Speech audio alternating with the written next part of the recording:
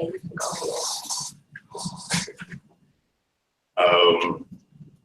afternoon, fellas. I know we already spoke, but I guess for the camera. My name is Rwenshaun Miller. I'm the founder and executive director of Eustress Inc., which is a nonprofit to raise mental health awareness. I'm also a therapist. Graduated from UNC Chapel Hill, 2009. We played football and ran track there. I wanted to start off by just getting you know, we've actually talked. You know, I learned a little bit about y'all, but I wanted to make a comment and it pertains to you. I want you to raise your hand, all right? So the first one is, I have siblings. All right, and y'all can feel free to participate too. All right, everybody, I guess I'm the only child here, right? All right. All right, so the next one is, I like my teachers. You don't have to like all of them, but. All right. The next one is I like to play sports. What sports y'all play? Everybody plays basketball. Soccer. Okay. Baseball. What position? Okay. All right. The next one is I have friends. All right. The next one is I like school. I hate school. All right. I like taking tests. Yeah, nobody likes taking tests. All right. The next one is sometimes I feel like school is not for me. Okay. All right. Next one is sometimes I have trouble paying attention in class. Okay. Sometimes I get anxious. Next one is sometimes I get stressed out. What type of things stress y'all out? Too much work at once. Like too much work in like a small amount of time. But it's like after you've done it's gonna be zero. Like you have like 4 assignments and you gotta work 2 more now. Okay. Anybody else? Not even just pertaining to school, just life in general. What stuff stresses y'all out? Say everything. All right. The next one is sometimes I get angry. What do you do when you get angry? You speak. We used to hold back to us. Okay. Anybody else? Stay to myself. Stay to yourself. You get in trouble if you like react. You might as well just stay to yourself. Man. Mm-hmm. But the next one is, and the last one is gonna be sometimes I get sad and I cry. All right. I mean, I cried before, so I didn't even lie. All right. I wanted to just start off with that, just to let y'all know that, you know, a lot of the feelings and emotions that we go through, we all experience. It don't matter where we are, as you can see, the staff that's here, they experience some of the same things y'all experience. I want to talk to you guys today about labels. What's a label that you guys have by being here just in this facility? Criminal, juvenile, okay. Anything else? Convict. All right. What about if you weren't in this facility? What type of label would you have? Son. Troublemakers.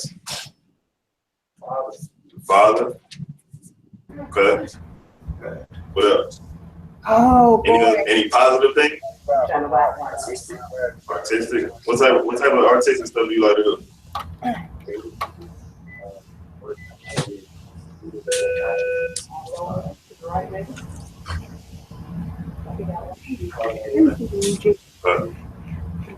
Anybody else? Oh. Okay. All right. So, how many of you guys think, know what you want to do when you get out of here? What you want to do? Like, you Click want on our down to arrow. finish Say something about you being a presenter. trying to make it to the NBA. And All right. So you playing ball now? You said you were 17, 16. Okay. How long you been here? Okay. So how are you going to make it to the NBA if you can't get out of here?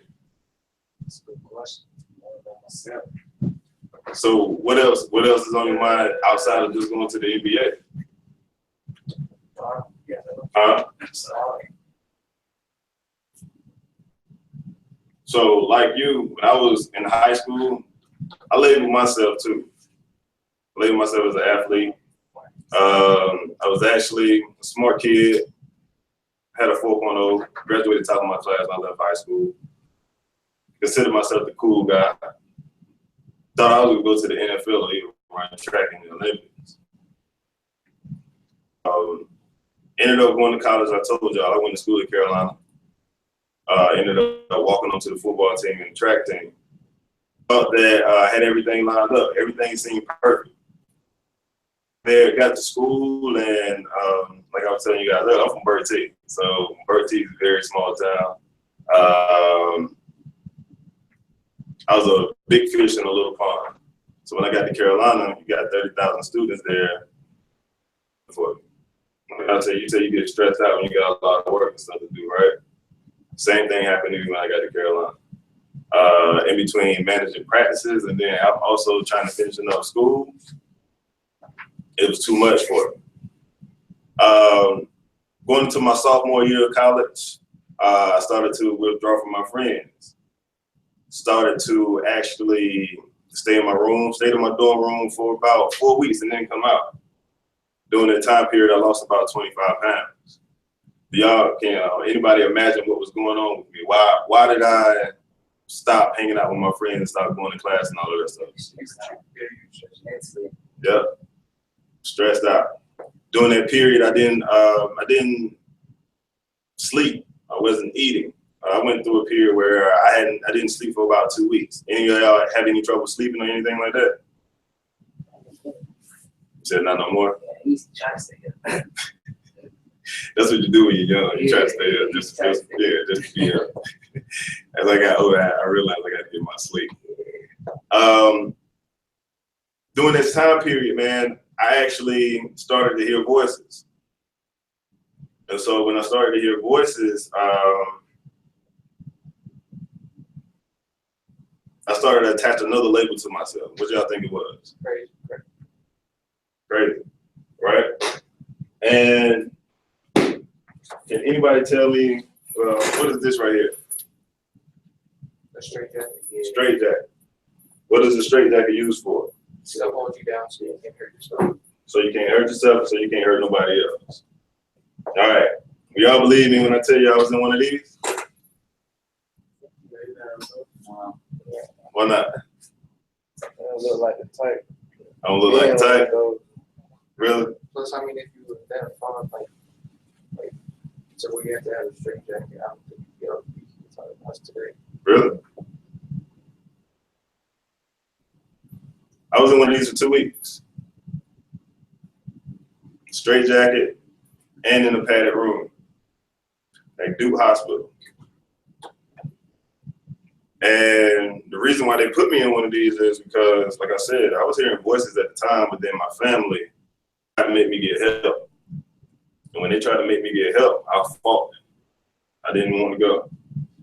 I went into the hospital fighting, and I tried to do everything I could not to be in there because of the fact of that label, like y'all said. I didn't want to be seen as crazy. So, similar to you guys being in here, how do you think I felt being locked up on the psych ward? I feel like that Isolated from the world. Isolated from the world. nothing you can do to get you out of there until like you're allowed to go. Right. mean, how the hell they here? I know I'm isolated outside. I mean, I did do what I did to do it, but it's like, you mess with this risk. Right. Yeah. Yeah, it'd be my time. Not risk. So I was in the psych ward for 2 weeks, and I was diagnosed with bipolar disorder. So now I have another label. Anybody know what bipolar disorder is? What is it? Mood swings. Mood swings. Split personality is a different diagnosis. Yeah. You know any more about it as far as bipolar? You just know it's just mood swings. Okay. Hmm? And what are your experiences with it? She go crazy. She go crazy. She blank. Got it. Good. True. So when I was diagnosed with bipolar disorder, I was diagnosed with bipolar disorder 1 with psychotic features. So what that means is, like you said, mood swings. But it's not mood swings whereas I'm up right now and then a minute later I'm down. Like I can be in a depression, state of depression for up to 6 to 8 months. Yeah. You know, all right. And then I can be in a state of in a manic phase anywhere from 2 weeks up to 2 months. So during my manic phases, I feel like I'm Superman. I feel like I can't be touched. Like I don't sleep. I also go through a phase where I'm doing erratic things, like not making good decisions. Whether it's whether it's I'm riding on my motorcycle going 130 miles an hour, or whether it's me having multiple sexual partners and being very hypersexual when it comes down to not caring what I've got going on. So once I found out that I was bipolar, or that I lived with bipolar disorder, I ended up leaving school. Left school, ended up moving to Charlotte and got on meds and actually started going to therapy, and I got better. When I got better though, what y'all think I started to do? Got a job. Go back to school. Yeah, I wanted to go back to school. Start smoking. Start smoking. Nah, I didn't start smoking. But the thing is, before I went back to school, I stopped taking my meds, going to therapy, because I felt like you were better. right. I thought I was cured. I mean, he's speaking the truth. I felt like I was better, so I felt like I didn't need it anymore. When I got back to school, what y'all think happened? Same thing happened again. Same exact thing happened again. Do y'all think I went back to therapy and got back on meds? Nope. You climbed up the ladder, just fall back down. Right. So, I'm gonna show you what my meds were.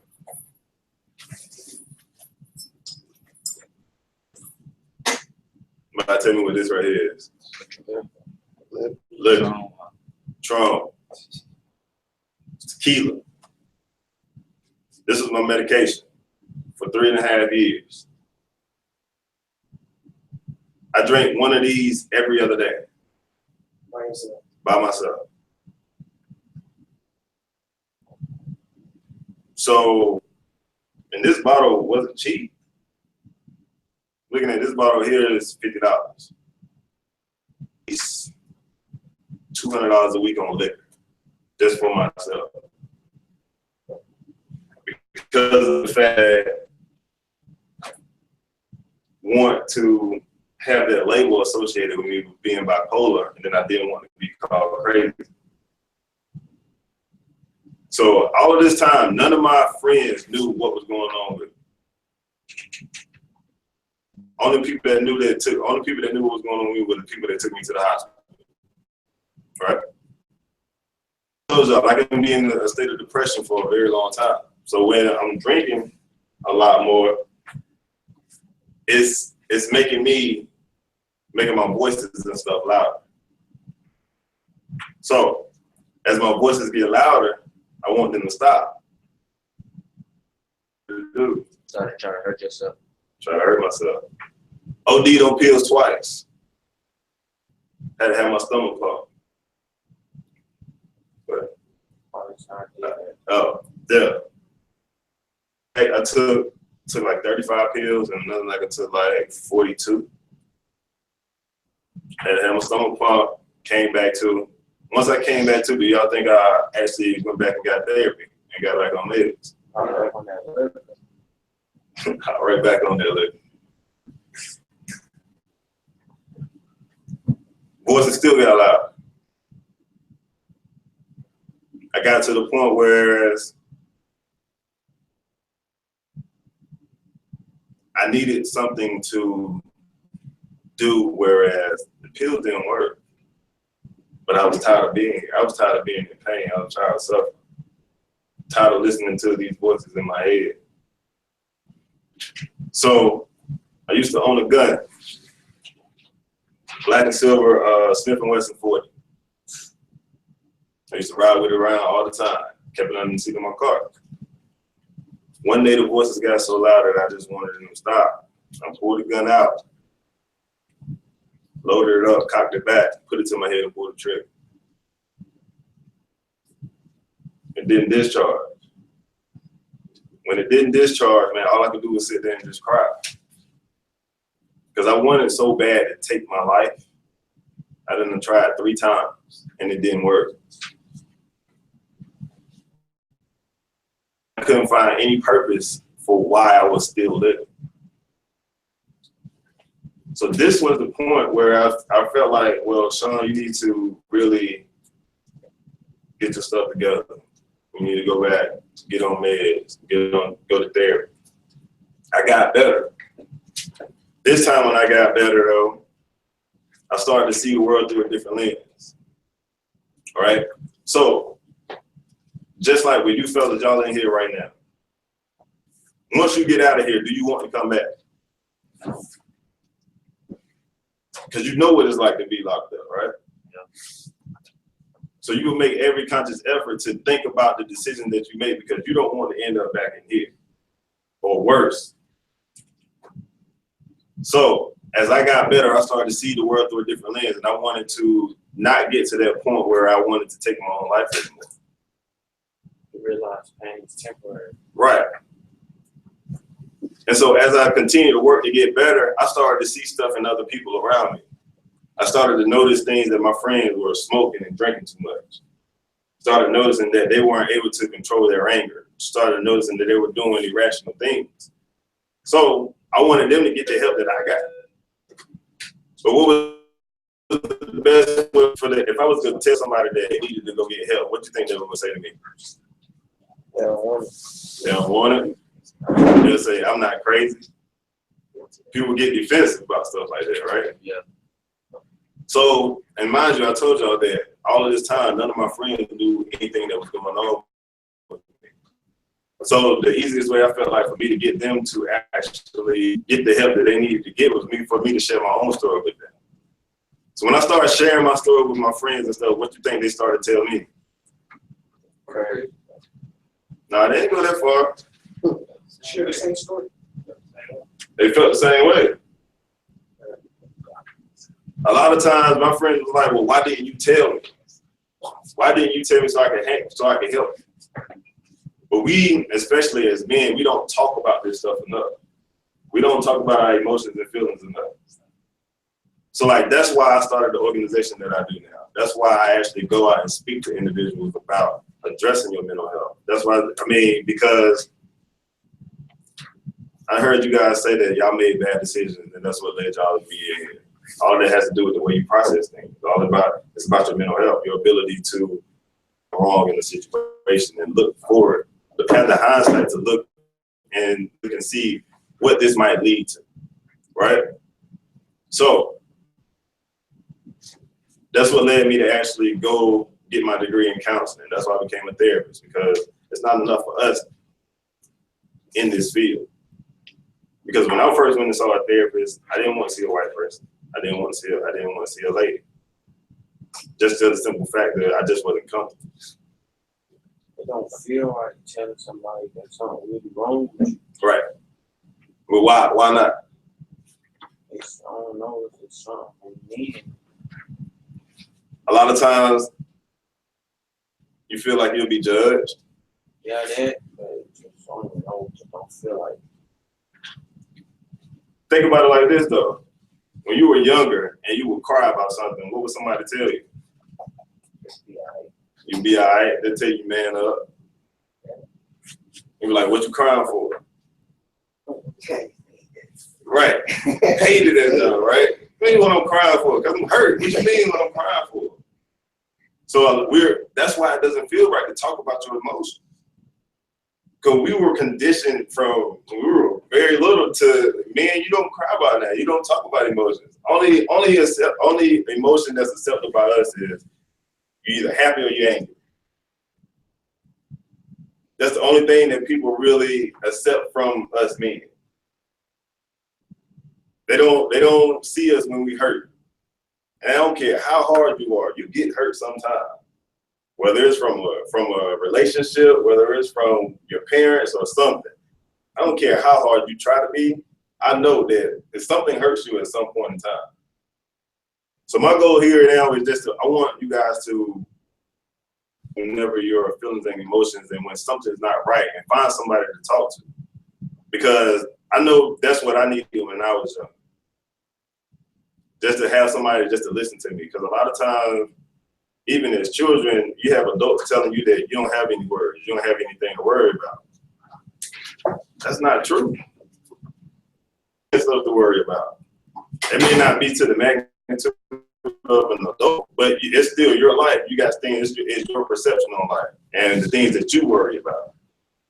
So, I mean, I just wanted to, share that with you guys and let you know that it's okay to talk about your feelings and emotions. It's okay to try to figure out what's going on, figure out the why. Hey, y'all got any questions for me? After getting put into the hospital the first time, we tried to go back to school. It did, just for the simple fact because I got my meds right before I went back to school. And then when I popped back up though, like a lot of people didn't know where I was. It was like, where you been? And I would just lie and just say, I was, with family or whatever. I never really told people where I was at. But like, as far as schoolwork, I struggled. Like, that's when I went back to school, I had to get tested I had to get a psychoeducational test. That's where I learned that I had a reading disorder. So a lot of different things transpired just from learning that I had a mental health issue. But then it also helped me out because I was able to get the help that I needed when it comes down to that aspect. But I still didn't go to therapy though. But I got help with the reading disorder, if that makes sense. I had trouble with processing reading. It took me a long time. It took me a very long time to. You read it, but you didn't really read it. Right. But I had to read it like 4 or 5 times before I understood what was really going on. Yeah.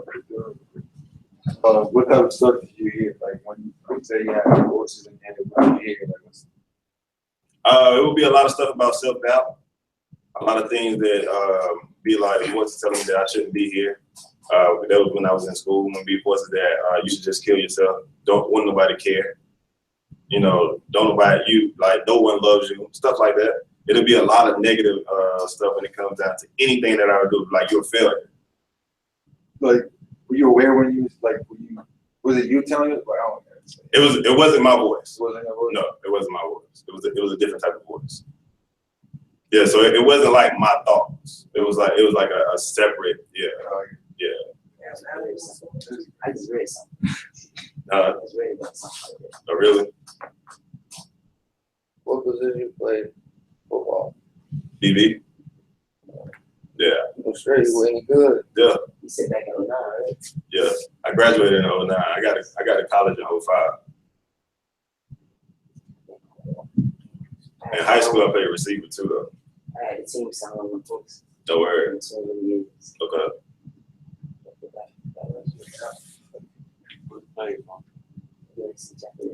Anybody else? Y'all got any other questions? Or do you feel like you're being restricted? It was tough because of the fact I wanted to get out of it, and you can't move. And for one, I mean, I was on drugs. I was sedated. So like I was in and out of consciousness, and then just trying to figure out where I was, and then trying to understand why I was there. It was tough to like look at my family, who was like watching me, you know, and they were crying because they didn't know what was going on. So it was like real tough to understand like that I wanted to get out of there. And that's when I realized that okay, the only way I would get out of the hospital was for me to actually just talk and actually just, you know, explain what was going on to the doctor so they could let me out. What kind of pills you shot up there? Overdosed on I had Seroquel, I had OD'd on. There was a lot of different pills that I had. It was Circle just sleep. I had some was mixed in there, yeah. It was like a lot of different pills. He said circle. Why y'all get like 12? One pill like Right. I got some questions out here that says, what changed you?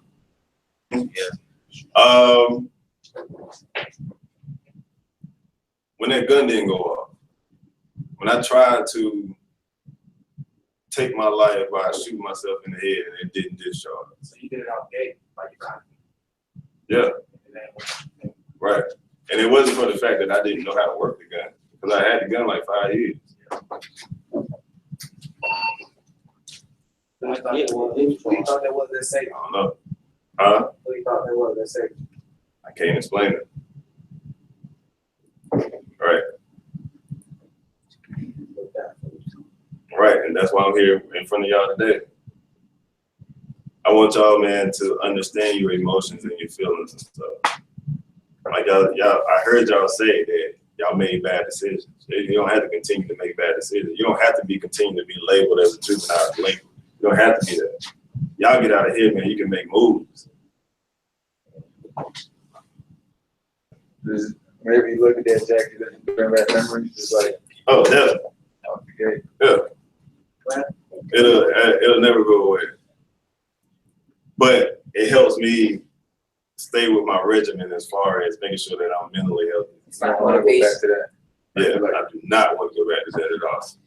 Like that's why now I make sure I go to therapy. I make sure I take my meds. I make sure that I eat right. I make sure that I exercise. I journal. I do it a lot. Like I started writing a blog. I started doing other stuff, and you know I'm writing a book right now. So just based off your own experience, man. I mean, you got to learn from your experience. You can't continue to live in the same cycle. You got to learn from it and grow from it. So that's why I keep that handy, just because I know where I came from with that. Anybody else? What is your motivation right now? Motivations of right now, man, helping guys like you, just helping you. Like I said, I know what it's like to feel like you're alone and feel like no one understands anything that you're going through. Yes, no one can live your exact life, but we all can relate to something no matter what. We all been through some things at some point in time, and we can all learn from one another. Whether I can learn from you guys, y'all younger than me. Stop me from being open to listening to you guys and learning from your experiences, and you learning from me. So I'm a nerd when it comes down to learning people, and just taking something from somebody, because I'm not above talking to anybody. I'm not above from just finding ways that we can connect. Take something everybody. Right. That's what you should do. You can't just look down on somebody. You can't, just try to judge somebody based off of how they look. Just like y'all said, y'all never thought I would be in one of those. So like, that's how you got to get to learn people and get to meet them. So that's what motivates me. Did those voices manifest during high school or in college? College. Yeah. What was your high school life like? High school life. So during high school, I was a hothead. But I played sports and stuff, and then I was good with in the classroom and all that. So like I got away with stuff. You know, people didn't check me on certain things, especially when it came down to I would get in fights and stuff in school and all that. But they were like, oh well, you know, he's a smart kid. He ain't play sports, so some stuff I would get away with. And I wasn't able to. Those issues weren't addressed early on. So if they were, would you have gotten to that point in college? I don't think so. I think because with bipolar disorder, it's a chemical imbalance. So it was just like a perfect storm when it came down to my sophomore year. High stress, the environment was not fit for me, and then just my chemical imbalance in my body, it just led to everything, to my psychotic break. But I don't think if I would have learned, as things were addressed early on, I would have learned how to cope better. And if you have those skills to cope, I wouldn't have got to the point where I attempted suicide 3 times. So those are the things I feel like would have been avoidable. But as far as the actual psychotic break, it could have happened or it couldn't have. I can't really say. That's what I said. Did you ever have a conversation with the voices? Yeah, plenty of times. I mean, just talking back to it, even when they were telling me that I want nothing, and I'm trying to say that I am, and just going back and forth. Yeah, it's an argument. So it's just like if you argue with one of your classmates in here, you can get up and walk away from them. You can't walk away from the stuff that's going on in your head. It went with me everywhere I went. Were you saying like out loud, or was like, thank you? It all depends. It all depends on how loud it got. Honestly, if it got to the point where it was so loud, in my head, I'm yelling back at it because I'm trying to be louder than it. You ever find the voice coming back? Like, not recently. Like I said, I have to make sure that I stick to a strict regimen. Like I said, I know that I don't want to get back there, so that's why I do all the things to be proactive to not get to that point. You can't wait till something crashes all the way down and then try to actually get the help that you need. That's why you gotta take care of your body while you can. So like my routine now starts at 4 a.m. I'm up at 4. I write in my journal for 10 to 15 minutes. I walk my dog. Then I'm in the gym. I'm in the gym by 5 o'clock. Work out for like an hour and a half. I read. I read and listen to audiobooks because, like I told you, I have trouble with the reading aspect. So I listen to audiobooks while I'm reading. It helps me process the information. Then I go to work. My day starts off with taking care of myself. A lot of times, when you get out here and you start working and, you got kids and all this stuff, you put yourself on the back burner. But you got to put yourself first because nobody's going to take care of you like you take care of yourself. Because people will use you however you allow them to use you. So that's why I start off my day with taking care of myself. I meditate. I actually just started doing yoga this year too. So like, it's an interesting thing, to do yoga. A lot of times when you're in the classes, there ain't not but women in there, but it's cool. So. Do you attend church? Yeah, I do. I go to church. Yeah. Say students as where you work now. Well, I work for my nonprofit. I do everything. So I actually was working for an agency in Charlotte in 2015. I quit my job and I went full time and started my own business. How did you start your business? How did you? Man, mentors. Actually, I came up with the name Eustress. Filed all the paperwork and just had a vision and like not being afraid to ask people for help. So once I did that and really just once I finished school too, it was just more so everything falling into place. So What was your making school from college? In college, in undergrad, it was sociology. I got my master's in mental health counseling. Don't you gotta have like a degree to like be able to start business? No.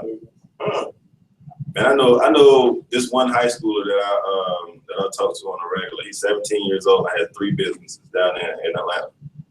He has a tutoring business. He has a transportation service business, and the other one is he developed an app. You don't have to have a degree to start a business. You need to have some good mentors, though. Like, because sometimes, you know, your mentors will allow you, they'll teach you the ins and outs, and they'll help you without, you don't have to, you know, go through the dead end roads without, you know, they'll teach you all the stuff that they learn on their way.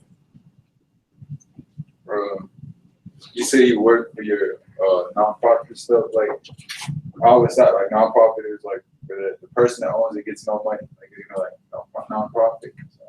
So the thing is, so I actually own 2 companies. So with my nonprofit, then I have a counseling business as well. So with the nonprofit, you can pay, like you have to pay the people that actually work for you. So I'm the executive director for my nonprofit. I founded the nonprofit, but I'm the executive director for it. So you have to pay the position that, you know, but I take a very small cut just because I wanted most of it to go into the actual service, because I do other work as well. So it's like with the nonprofit, I do nonprofit work, but then I also have other companies and other investments and all of that stuff going on as well. So I don't have to take too much from the nonprofit and put more into the program. You gotta keep watching the investment, bro. Yeah. Right. You gotta make smart decisions when it comes down to that stuff, and that's why I have a tight circle when it comes down to a circle of friends and people that I associate with and people that I affiliate with, and they help keep me on track. We keep each other accountable. So who all do you invest in? I got a lot of different things going on, man. I got accountability services. I got a couple of investments in a few apps that's developing right now. I actually got investments in 2 mental health agencies. That's one is in South Carolina and then one is out east. So just a lot of different things, and then stuff that interests me too. So I'm not just investing in something that I just don't know anything about at all. You know. Some students out here ask, how old were you when you tried to take your life? First time was 22, 24, and 27.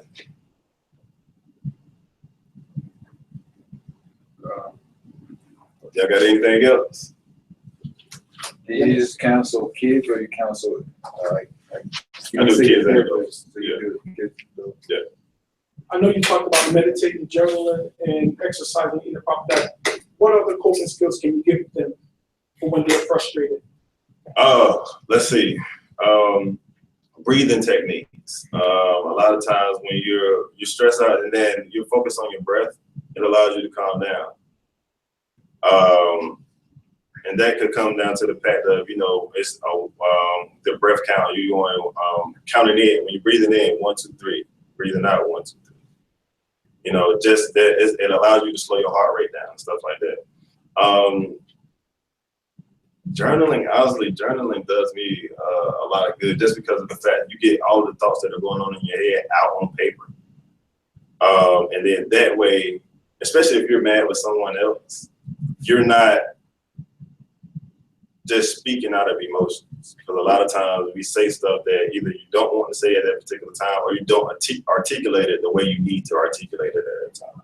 So when you allow yourself to calm down and then formulate your argument, then you're able to actually have a conversation with somebody. Because arguing with people, you don't get nowhere. Like, I realized that a long time ago. Can you say that again, please? Arguing with people. Oh yeah, arguing with people, you don't get anywhere at all. Can you repeat what major, I don't think I heard you, what major you studied in college? Oh, sociology and undergrad, and then mental health counseling for my master's. So this, how long was that? Undergrad was 4, and then my master's was 2. But I'm thinking sociology. Yeah, sociology. That was 4 years. So that's when I was at Carolina. Do you like, I don't know, this was a long time ago, but you remember the first thing you ever heard, just like that I other voice telling you? I don't. Because honestly, some stuff I block out. Like some stuff I can vaguely remember. But So, not saying that it would. What if them voices come back today? What would you do? Not let it interfere with you. I'll go to the hospital, man.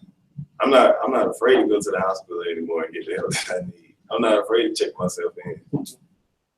Because if I need it, I need it. Like, if they're to the point where I can't control it and everything that I've done in my power to control, you know, like journaling and all that, if that doesn't work, I have to get professional help. I got to get help from somebody else because me trying to do it on my own, I can see I'm not getting anywhere. So, I mean, I got to tell somebody else. Yeah, right. You got to use your resources. That's why they're there.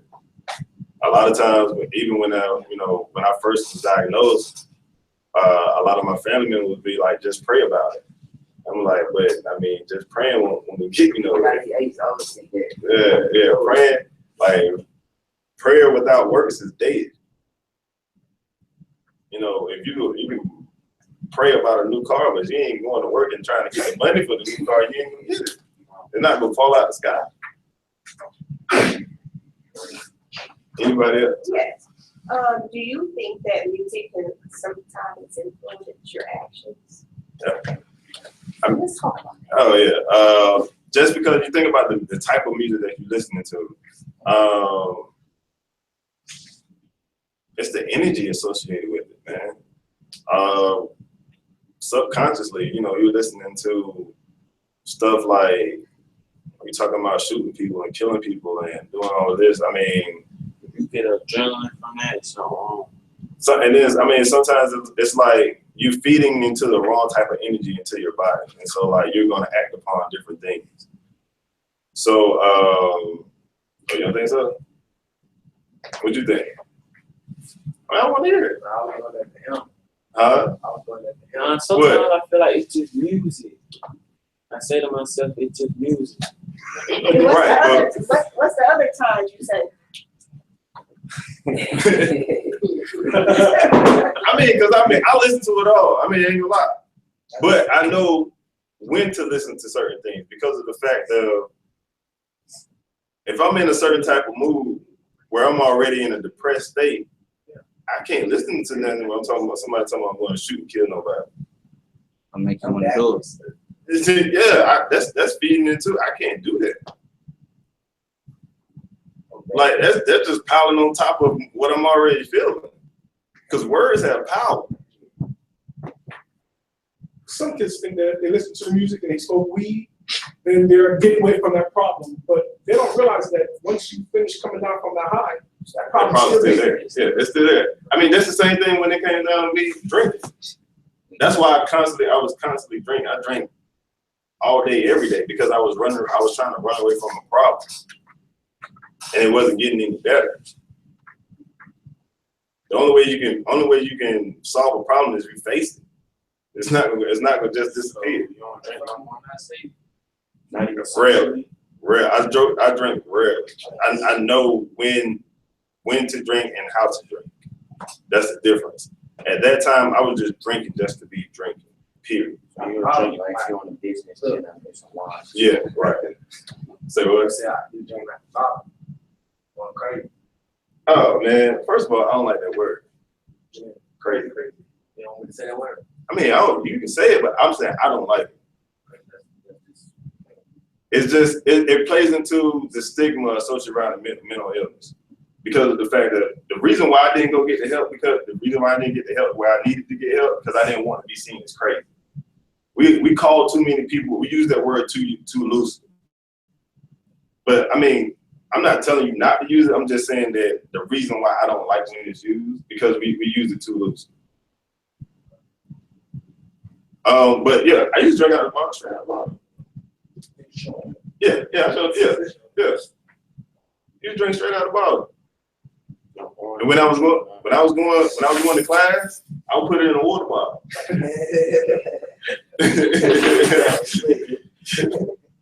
You said what? No orange juice. No, I was drinking straight. Oh, boy. I was drinking straight Patron. Like I said, I did that for 3.5 years. Anybody else? What church you go to? What church you go to? Elevation. You got kids? Nope, no kids. Don't think about it. Eventually. I got too much work to do right now. I got 6 godchildren. So they take up a lot of my time and money whenever, I don't have actually dealing with kids. So, but They said, other than voices, what made you start drinking? Stress. That was in our society, man. We feel like we use substances to cope. Alcohol is legal. Just because it's legal don't make it good for you, though. Cigarettes are legal. And it's terrible on your body. It tends to solve, it creates an addiction that's expensive. And the fact that with the tobacco addiction stuff. Right. So like, it was just the stress and me trying to run away from my problems and me trying to cope. And then it was socially acceptable to do that, especially in college, because none of my friends checked me on the amount of liquor that I was buying or the amount of liquor I was drinking. I was feeding them liquor too. Right. I was feeding them liquor too. Bruhs didn't check. So like, that's why. Because I mean, it was a socially acceptable way to cope. That's why. Do you have like a motto, like a big motto that you like to say? A what? A motto, like, Oh, motto. Well, one thing is that I started a campaign called Let's Talk About It. So that's what my wristbands say. I got shirts and all that stuff that say Let's Talk About It. That's my motto. Really is, and it's just as simple as that. If you got an issue going on, talk about it. Find somebody that you're comfortable with talking about it with. Get out there, speak on it. Don't be afraid to be vulnerable. No, it's hard to find somebody to wish you feel like they don't care anymore. And but that's something that I realized that I had to be comfortable with. If somebody doesn't care enough to listen to what I'm saying, I just note it and then I try to find somebody else. It's better to have a friend than just somebody you don't even know for a long time. Right. But then too, and a lot of times, even if you can't find somebody that's a friend or that's your peer that you can talk to, you can find an adult or somebody else to talk to. I learned a lot of my lessons from strangers. And then a lot of times my friends, if I was talking to my friends, we was in the same boat. So we were rolling around in circles. I can't, that's like the blind leading the blind. Yeah. So like, there was no need to really talk to them, because they're not gonna give you no good advice. Like if I'm going through an issue and I'm stressed out about something, the bros go push a cup in your face. They're gonna be like, "Hey, drink this, you'll be all right." So I had to know who I needed to go to. So that's where, that's why I went back to learning people. Learn who you can and who you cannot bring certain stuff to.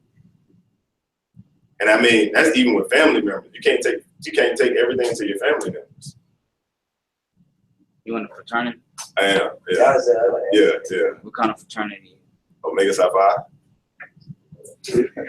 Yeah. Somebody named Santos. Santos. It's not starting to make. You setting it up for this video. Actually, you know this person. Your campaign, let's talk about it, or the thing that you bring up. Can you tell them the difference between talking about it versus whining or just screaming and yelling about what the issues you're going through? Because a lot of them fail to realize that it's the way you communicate. That if I have an issue and I want to talk to you about something, sitting there whining is not going to get it done. Sitting there arguing with someone is not going to get it done. But it's a way that you come across and present yourself where people are going to take your word or take what you're saying as valid, as opposed to whining and screaming. But you gotta realize there's like some people, that's the only way they know how to communicate. Has it solved it though? know, but they haven't learned any other way. So can you tell them how to learn it? If you teach a baby how to walk and you want him to jump, you ain't teach him how to jump. You taught him how to walk. Right. You make a valid point. And he is too. Like, you make a very valid point. And a lot of times, that's why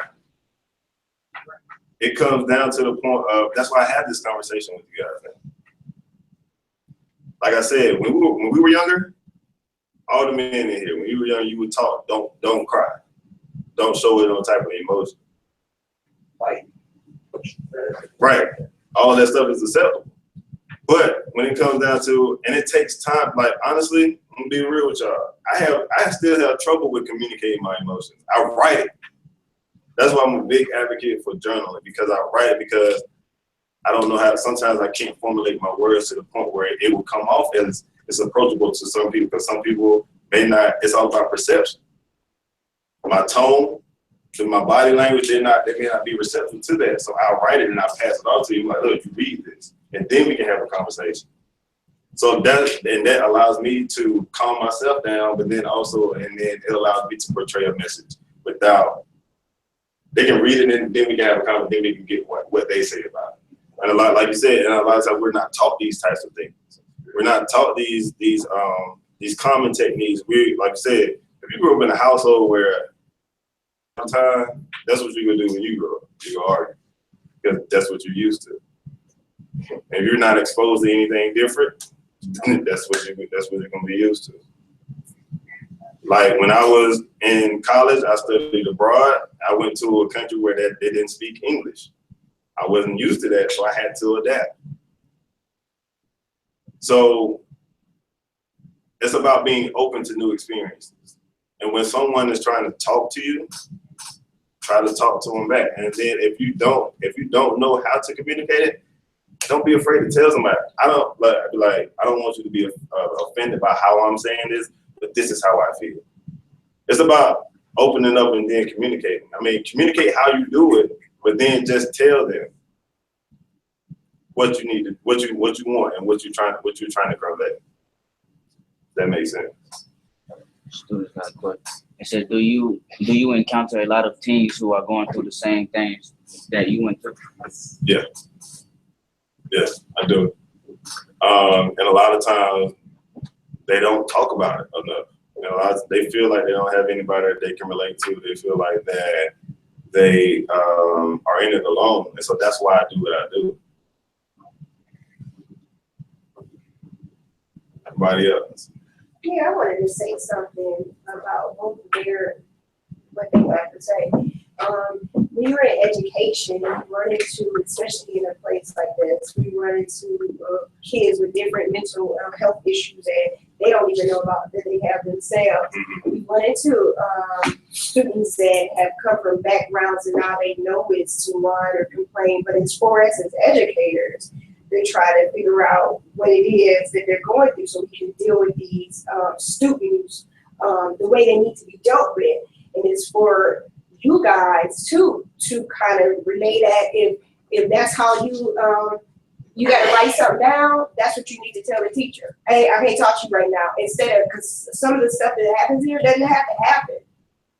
Try to vocalize too what's going to be the best way to communicate when you're angry. Right. Instead of just, hey, if you come to my room, ain't happy. I'm gonna let you know that.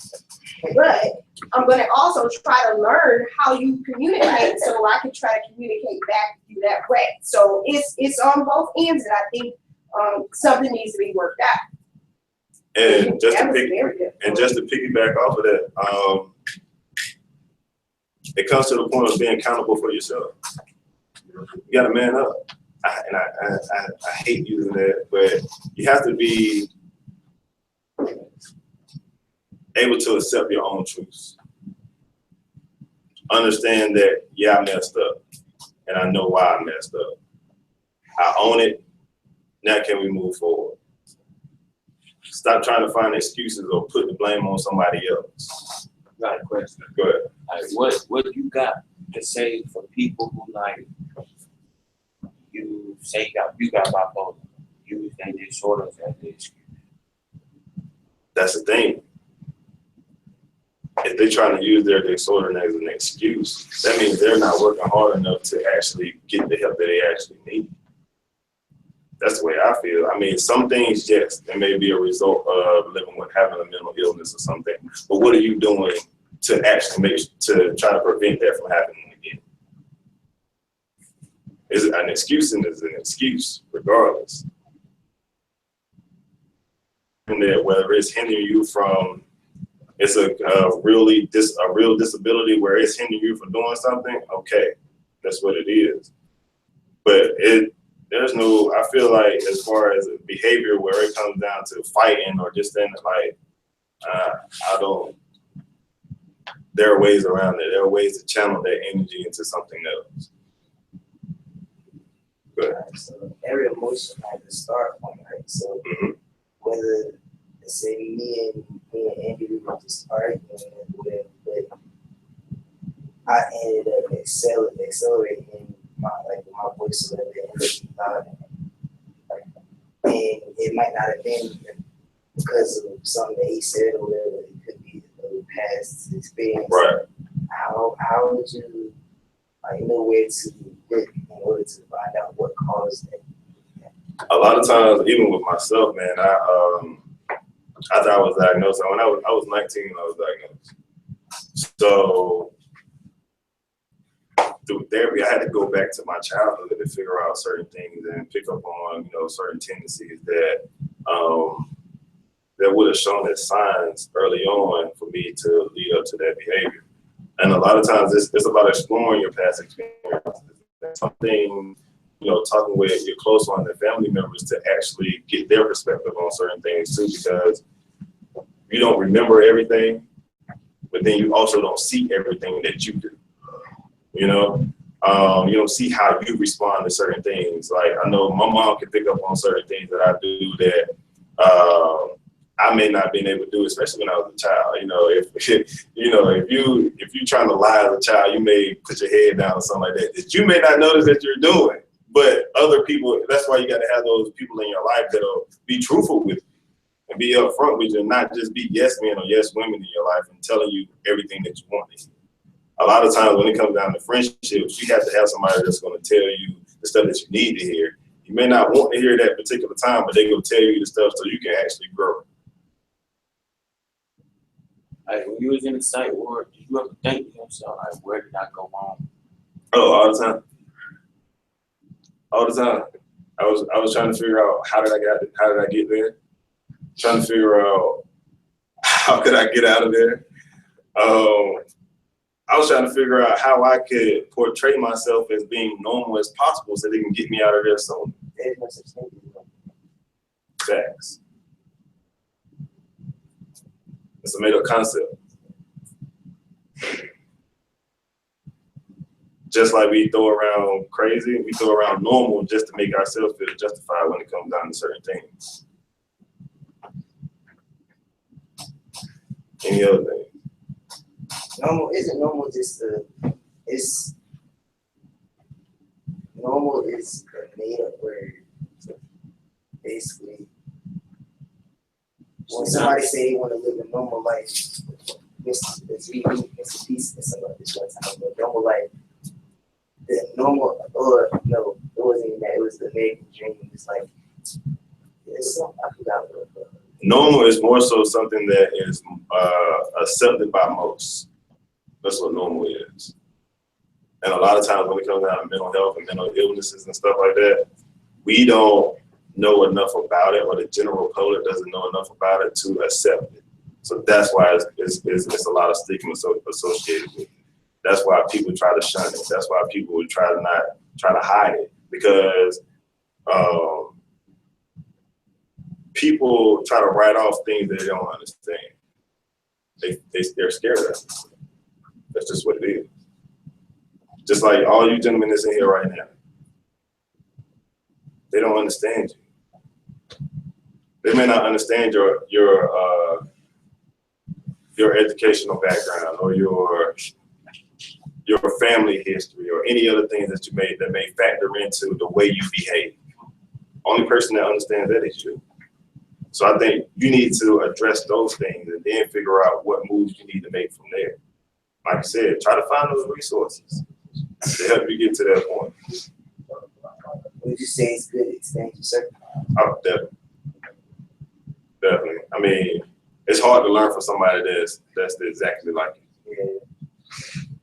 Like, it's very hard to learn from somebody that's exactly like you.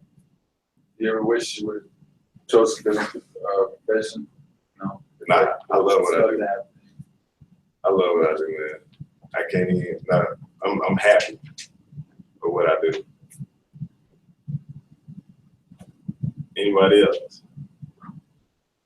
And I appreciate all y'all questions and y'all engaging with me. I got my card and I can give y'all my information. If y'all need anything, holler at me. Reach out to me.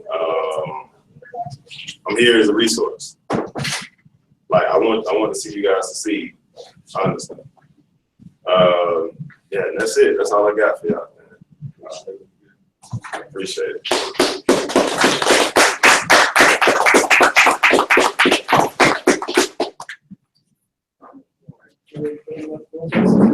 If you guys want a card, I'm quite sure he'll leave it with Miss Allen, and then Miss Allen will, disseminate it to you guys.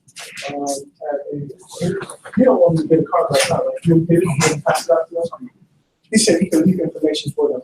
It's up to y'all, know how y'all do that. Can I get? I did too.